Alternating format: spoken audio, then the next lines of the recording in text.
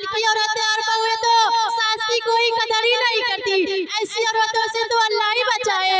और कहाँ गई, कहाँ मर गई, अभी तक काम पूरा हुआ ही नहीं है, खाली खाती और सोती रहती है। जी अम्मी, काम ही तो कर रही हूँ, आखिर मेरी गलती क्या है? जब देखो आप मुझ पर गुस्सा करती रहती है। आखिर वो भी तो आप ही की बहू है, उनको तो कुछ काम के लिए नहीं बोलती, वो खाली बैठी बैठी मोबाइल देखती है। ओ मैडम, मेरे बारे में कुछ मत बोलो, मैं ऐसी वैसी करके नहीं हूँ। इतना लेकर आई हूँ तब जाकर ऐश कर रही हूँ, तुम्हारी तरफ फ्री में नहीं आई। अपनी औकात देखी है? तेरे बाप के पास कुछ था ही नहीं तो देता क्या? ओ मोहतरमा, मेरे बाप दादा तक मत जा, ये बात अच्छा नहीं होगा।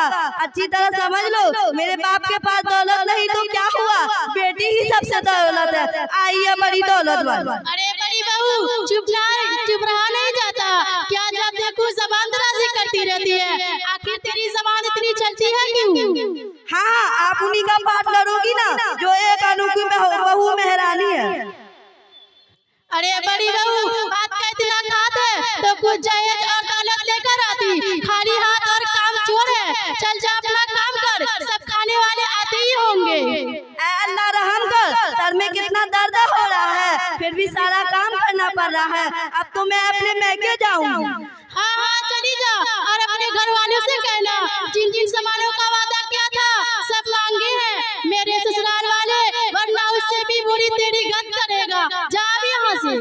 अम्मी, मुझे स्कूल जाना है, अभी तक नाश्ता भी नहीं बना, मैं भूखी जाऊंगी स्कूल में, स्कूल नहीं जाऊंगी। अरे बेटी, आज बड़ी बहू नहीं है तो नाश्ता क्या, एक कप चाय भी नहीं मिली है। हाँ बहन, खैरियत है? क्या हुआ, उदास बैठी हो?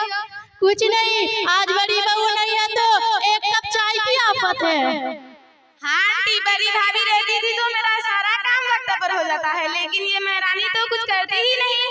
ओ लड़की, चुप रहो, मेरे बारे में एक लफ्ज़ मत बोलो। मेरी मर्जी मैं करूँ या ना करूँ, तुम्हारी नौकरानी नहीं हूँ। तुम दोनों माँ बेटी अपना काम खुद करो। अरे तुझे तमीज नहीं है, सास से ऐसे जबान दराजी करती है। आप चुप रहिए, आपको नहीं पता हमारे घर के माहौल का। ये दोनों माँ बेटी हुकूमत करती रहती है।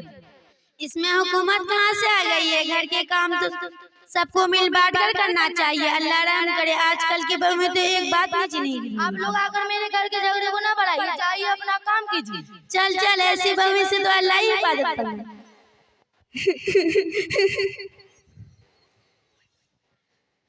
क्या हुआ फरजाना, क्या कोई हादसा पेश आया? क्या हुआ, बोलो। अम्मी, जब औकात ही नहीं था तो मेरी शादी क्यों करवाई?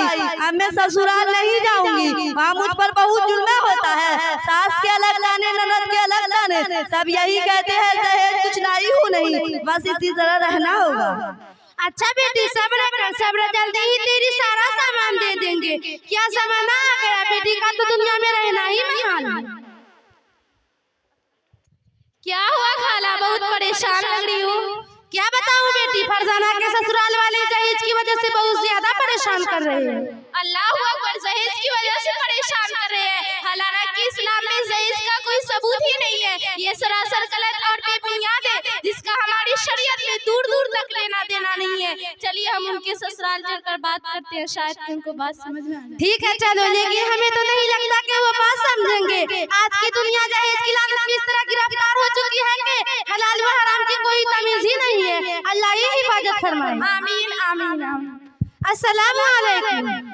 वालेकुम अस्सलाम। आइए, बड़े दिन बाद आइए। अगर बेटी नहीं जाती तो आती भी नहीं शायद के। हाँ, बेटी को भेजकर आपने मुझे आने पर मजबूर कर दिया।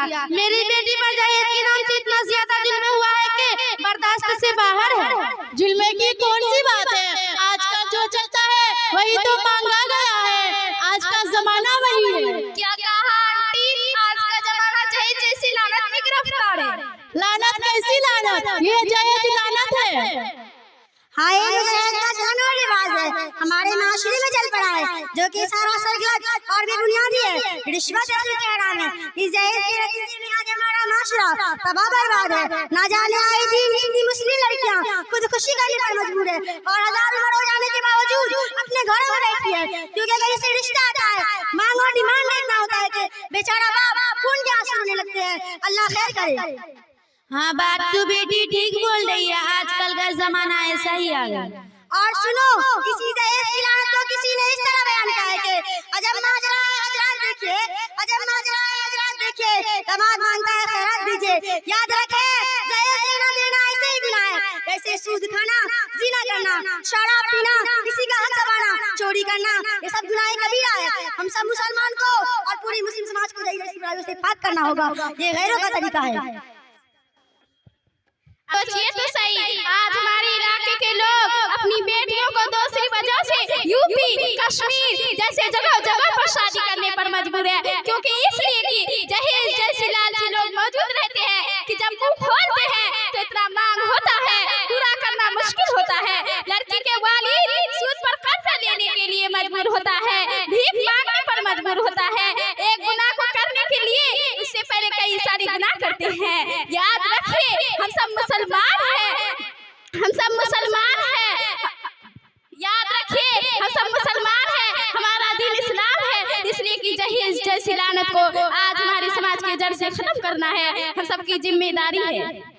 माशाल्लाह माशाल्लाह, बेटी आप लोग कौन है? इतनी अच्छी बातें शरीयत की कैसे जानती है? कहाँ से सीखी है? हम तालिबात हैं, मदरसा महदुल कुरान पुरानी जामे मस्जिद चिल्हनिया में पढ़ती हूँ और आलिमा की पढ़ाई कर रही हूँ। इंशाअल्लाह 2 साल के बाद आलिमा फारिग हो जाऊंगी।